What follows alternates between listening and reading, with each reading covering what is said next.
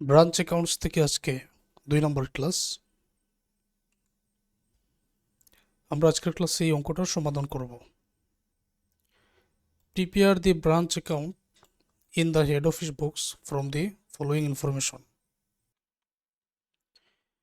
যেখানে বলা হয়েছে branch sales 19,324, purchase from head office, head office থেকে ক্রয় 19,692। হেড অফিস থেকে ক্রয় এটার মানে হলো যে হেড অফিস ব্রাঞ্চে পাঠিয়ে দিচ্ছে। Stock at the beginning stock 2,476। Return to head office, head অফিসে পাঠানো হয়েছে 56 টাকা। ডেপ্রিসিয়েশন অফ ফিটিংস 45, ফিটিংসের অবচয়। স্টক এট দ্য এন্ড, সমাপনী মজুদের 2,952 টাকা। Wages 230। General expense 160। Rent rates and tax 300 টাকা। অ্যালাউন্স টু কাস্টমার 58 টাকা। দেয়ার আর নো ক্রেডিট সেলস, এখানে দ্বারে কোনো বিক্রয় নেই। Head office has charge out goods to the branch at 33/3 on the cost, এবং হেড অফিস চার্জ করেছে টোটাল ব্যয়ের উপরে। প্রফিট ধরেছে 33/3। তো এই যে টোটাল ব্যয়ের সাথে 33/3 দেওয়া টোটাল ব্যয়ের উপরে, তো এটা দেওয়ার কারণেই আমরা বুঝে নিব এটা হচ্ছে ডেপ্টর সিস্টেমের সেলিং প্রাইসের অঙ্ক। এখন বিস্তারিত ব্যাখ্যা আমি সমাধানে বুঝিয়ে দিচ্ছি, আর ক্লাসটা একেবারে ফুল স্ক্রিন করে দেখো, সবাই বুঝতে পারবেন। প্রশ্নটা এই জায়গায় রেখে দিলাম। যখন তুমি সেলিং প্রাইসের অঙ্কের সমাধান করবে, যখন টোটাল ব্যয়ের উপরে তোমার মুনাফাটা যোগ করে দেওয়া হবে, তখন তোমাকে ক্যালকুলেশন অফ লোড বাইর করতে হবে। যত জায়গায় পণ্য সম্পর্কিত তথ্য আছে, যত জায়গায় পণ্য সম্পর্কিত তথ্য আছে, আমি এখানে তোমাদেরকে বুঝিয়ে দিচ্ছি। যেমন ধরো, যদি হেড অফিস ব্রাঞ্চে পণ্য পাঠায়, তাহলে এটা পণ্য পাঠালো। তারপর যদি হেড অফিসের প্রথম থেকে কোনো পণ্য মজুদ থাকে, তাহলে এটাও পণ্য সম্পর্কিত। যদি সমাপনী কোনো পণ্য মজুদ থাকে, তখন এটাও পণ্য সম্পর্কিত। তাহলে এই তিনটা বিষয় পণ্য সম্পর্কিত। এখন টোটাল ব্যয়ের উপরের প্রফিট যোগ করা হয়েছে 33/3, তাই তো। এখন ধরে নাও আমার প্রোডাক্ট তৈরি করতে টোটাল ব্যয় হয়েছে 10,000 টাকা। এখন এই ব্যয়ের উপরে আমি আরও 25% টাকা প্রফিট করব। তাহলে কি করব?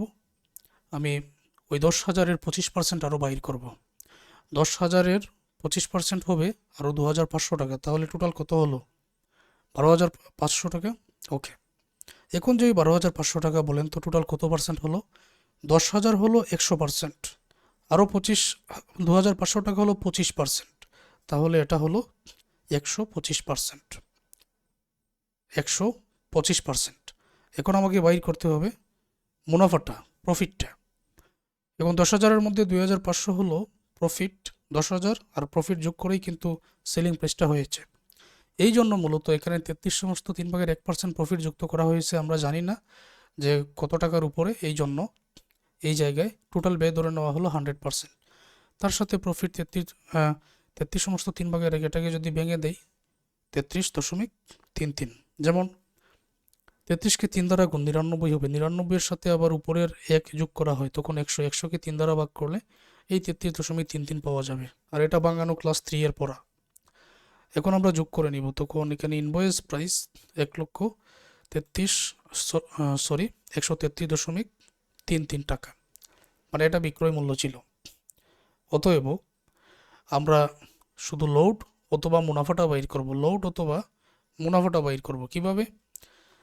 যেমন পণ্য সম্পর্কিত কী কী, আমি এখানে বলেছি স্টক এর দ্য বিগিনিং কত আছে?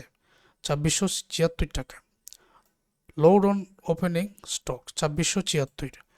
যদি আমি টোটাল 133.33 দ্বারা ভাগ করি, তখন 1%-এর পাবো, 1 টাকার পাবো বা 1%-এর পাবো।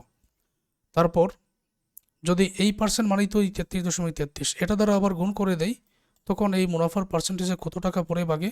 669 টাকা। তার মানে এই 2,476 টাকার মধ্যে 669 টাকা এটাই মুনাফা অন্তর্ভুক্ত আছে। সেলিং প্রাইসে এই লোড বা মুনাফাটা তোমাকে প্রথমেই বাইর করে নিতে হবে। Purchase from head office, head office থেকে ক্রয় করা মানেই বোঝায় যে হেড অফিস থেকে পাঠানো হয়েছিল 19,692 টাকা। তারপর ব্রাঞ্চ আবার হেড অফিসে 56 টাকার প্রোডাক্ট পাঠিয়ে দিচ্ছে, সুতরাং মাইনাস করে দিলাম। এখন load on net goods sent to branch. Net কেন বলা হলো? কারণ যেটা পাঠানো হয়েছিল তার মধ্য থেকে 56 টাকার পুনরায় হেড অফিসে পাঠিয়ে দেওয়া হয়েছে। তারপর তুমি 133 দ্বারা ভাগ 33 দ্বারা গুণ, তখন 4,909 এই প্রোডাক্টের মধ্যে মুনাফার টাকাটা আছে। Closing stock. ক্লোজিং স্টকের দ্য এন্ড 2952, এটা কি 133.33 দ্বারা ভাগ, তারপর 33.33 দ্বারা গুণ, তখন মুনাফার টাকাটা চলে আসে 738 টাকা। এখন লোডের কী কাজ একটু পরে বুঝবো।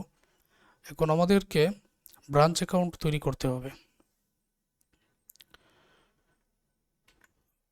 হেড অফিসের বইয়ের মধ্যে ব্রাঞ্চ অ্যাকাউন্ট তৈরি করতে হবে। ব্রাঞ্চ অ্যাকাউন্ট আমরা তৈরি করবো। আর আগের ক্লাসের মধ্যে আমরা জেনেছি ব্রাঞ্চ যা পাবে সেটা এই দিকে, আর হেড অফিস যা পাবে সেটা এই দিকে বসাতে হবে, তাই তো? এখন তোমরা একটু লক্ষ্য করো, শুরুতে আছে এখানে ব্রাঞ্চ সেলস 19,324।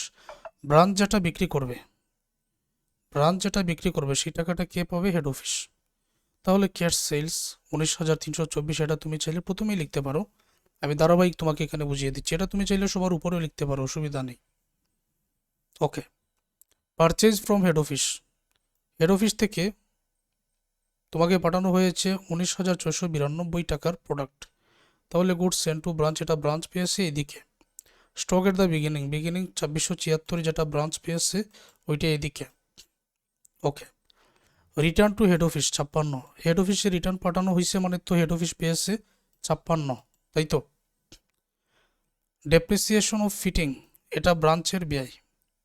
ব্রাঞ্চের ব্যয় যেটা, এটা আমরা ব্রাঞ্চের দিকেই লিখবো। Depreciation of fitting 45। Stock at the end সমাপনী যেটা, এটা ব্রাঞ্চ হেড অফিসই পাবে, তো এটা 2952, তাহলে ব্যালেন্স শিটে ব্রাঞ্চ স্টক 2952 সমাপনী যেটা। ওয়াইজেস মজুরি, এটা ব্রাঞ্চে হবে, ব্রাঞ্চ পাবে, মানে এই ব্যয়ের টাকাগুলো হেড অফিস ব্রাঞ্চে দিয়েছে, এটা ব্রাঞ্চ পাবে। ওয়াইজেস 230। জেনারেল এক্সপেন্স 160, এগুলো ব্যয়ের জন্য দেওয়া হয়েছে। Rent rates and tax 300। তারপরে অ্যালাউন্স টু কাস্টমার, অর্থাৎ ভোক্তা সঞ্চিতি, এটা কোনো ধরনের ব্যয় কোনো কিছুতে পড়বে না, এটা আনার প্রয়োজন নেই। বাকি রইল কি? এখন পর্যন্ত লক্ষ্য করো তো, এই লোডটা আমরা কেন আসলে বাইর করলাম? লোড বাইর করার কারণ কি? লোডের এখন আমরা লোড বসাবো। যেমন ওপেনিং স্টকের লোড হচ্ছে 669, কিন্তু ওপেনিং স্টকটা তুমি কিন্তু এই দিকে বসিয়েছো, যেহেতু এই দিকে বসিয়েছো ওপেনিং স্টক, এটার বিপরীতে লোডটা বসবে, তখন লোডটা তুমি স্টক রিজার্ভ নামে, লোড অন ওপেনিং স্টক এই নামে, এই ওপেনিং স্টক যেদিকে বসিয়েছো তার বিপরীতে 669 টাকা তোমাকে বসাতে হবে। এখন গুডস সেন্ট টু ব্রাঞ্চ যেটা পেয়েছিল টাকার পরিমাণ, এখানে লোড বা মুনাফা 4,909, কিন্তু ব্রাঞ্চ যেটা পেয়েছিল 4,000, ব্রাঞ্চ পেয়েছিল কত? গুডস সেন্ট টু ব্রাঞ্চ 19,692 টাকা, এটা এদিকে লেখা হয়েছে না? তাহলে এটা লোড যে 4,909, এটা নিশ্চয়ই তার বিপরীতে লেখা হবে, তো এই দিকে লিখে দাও গুডস সেন্ট টু ব্রাঞ্চ 4,909। ওকে। তারপরে ক্লোজিং স্টক, দেখো তুমি ক্লোজিং স্টক ব্রাঞ্চের স্টক কিন্তু এদিকে লিখেছো, তার মানে এটা লোড এদিকে বসবে। ওকে, এটা load 738, stock reserve load on closing stock নামে 738 তোমাকে এখানে বসাতে হবে। টাকাটা যোগ করে নাও, একই টাকা এদিকে বসাও, উপরের টাকাগুলো বিয়োগ করে, এই টাকা থেকে বিয়োগ করলে যে ঘাটতি বের হবে এটাকে জেনারেল প্রফিট অ্যান্ড লস 4,069 টাকা, আর তুমি এখানে পেয়ে যাবে, এটাকে জেনারেল প্রফিট অ্যান্ড লস নামে লেখা হবে। আর এখানে ধরে নেওয়া হয়েছে প্রত্যেক সেলস, এই যে ব্রাঞ্চ সেলস, সকল সেলস নগদে ধরে নেওয়া হয়েছে, কারণ বাকিতে যে বিক্রয় এটা কিন্তু এখানে আসে না। এখন যদি তুমি 1 নম্বর 2 নম্বর ক্লাস পুনরায় দেখে নাও, তখন ব্রাঞ্চের যে অঙ্কের সমাধান করতে হবে কোথায় কিভাবে, আমি যে চিহ্নিত করে বুঝিয়ে দিলাম, এটা তোমার সহজেই পারার কথা।